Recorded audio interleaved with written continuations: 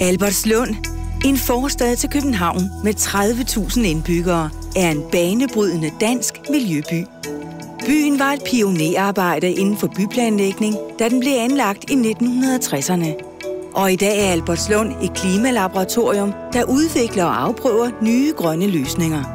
I 2009 tilsluttede Albertslund sig Borgmesterpagten, som er en europæisk bevægelse af byer, der frivilligt forpligter sig til at reducere deres CO2-udledning mere end EU's mål. Offentlige bygninger som skoler og børnehaver spiller en vigtig rolle i Albertslunds mål om at udlede 32% mindre CO2 i 2020. Børnehaven ved Vejen er et eksempel på, hvordan Albertslund bliver en klimavenlig by.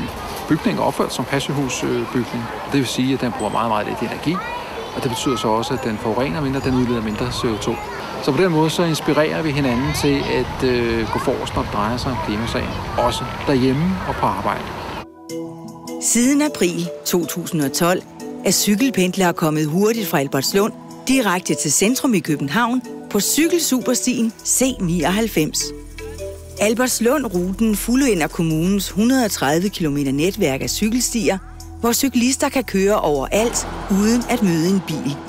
Med cykelsuperstien forventes andelen af daglige cykelpendlere at stige fra 33 til 50%, fordi den tilgodeser pendlernes behov. Det er hurtig fremkommelighed, at du kan komme hurtigt fra din bolig og til arbejde. Og så er det også, at du som cyklist har en god oplevelse, når du kører ude på cykelstien. Det vil sige, at du ikke møder nogen huller i cykelstien, men møder sådan en jævn belægning hele vejen på din rute. Og derudover så har vi også forkælet cyklisterne lidt ved at sætte fodhviler op og cykelluftpumper, som man møder for hver 1,6 km på ruten her. Albertslund har vundet prisen som Nordisk Energikommune 2011 for Albertslund-konceptet.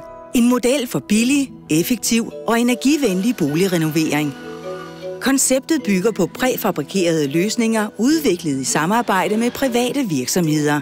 Og det omfatter blandt andet lavenergivinduer, facadeisolering og ovenlysvinduer, kombineret med solceller og varmegenvindingssystemer. I Albertslund Kommune så kan man få noget tilskud, hvis man er med til at bygge eller renovere, sådan så man får et mere CO2-venligt hus. Vi har fået isoleret vores hus hele vejen rundt med rockwool. Så har vi fået lavet nogle nye vinduer, som giver lidt mere lys, og de giver også mere varme. Og så på taget har vi fået solceller, som er med til at producere vores energi. Det er som et pilotprojekt, hvor folk så kan komme og få inspiration. Albertslund har en lang tradition for udvikling af gadelamper.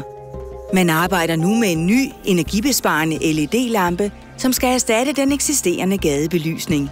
De nye lamper kan integreres i fremtidens intelligente elsystem, Smart Grid. Det gør det muligt at indstille lamperne individuelt og udstyre dem med lokal trafikinformation, wifi og ladestationer for elbiler. Albertslund får først og fremmest udviklet de helt rigtige løsninger til sin offentlige service, som den er forpligtet til at yde.